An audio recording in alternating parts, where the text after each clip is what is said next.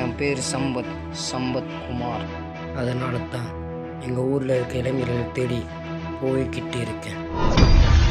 இல்லை ராஜு இல்லை, எங்கேயா போயிட்டுருக்க? ரொம்ப நாள் நேரத்தை பக்கம் ஆளே காணோம். உன் நேரத்தை யாரும் வந்து அளவு போட்டுட்ருக்காங்க.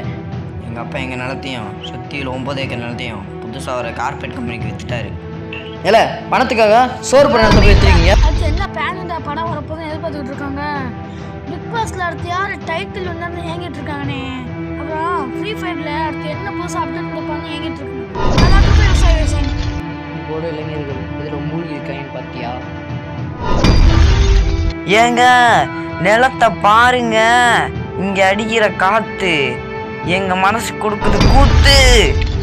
அண்ணே, நாளையிலேருந்து நாங்களும் கூட வந்து விவசாயத்துக்கு ஒரு முயற்சி கொடுப்போண்ணே. இந்த ஃபோனை நோண்டது விட்டு அந்த சின்ன குட்டியை தூக்கி போட்டுட்டு நிலத்துல இறங்குங்கப்பா. வாங்கப்பா.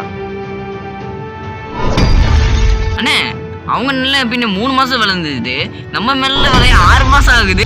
அவன் விளை வச்ச பயிரை போய் போட்டு அவங்களுக்கு ஒழுங்காக சாப்பாடு அவ்வளோ வேண்டி விவசாயம் பண்ணவங்க தேசங்களை போய் இலவசம் அரசாங்கம் எடுக்கிறேன், மீத்தேன் எடுக்கிறேன், பீத்தேன் எடுக்கிறேன்னு நெல்லெல்லாம் இப்படி பண்ணி வச்சுருக்காங்க. நிலம் வேஸ்ட்டாக போச்சு.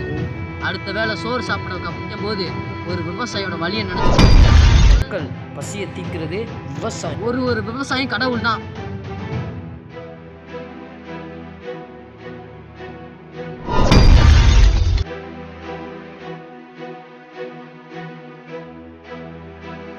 இன்னும் 2 வாரத்தில் அறுவடை பண்ண போகிறோம்.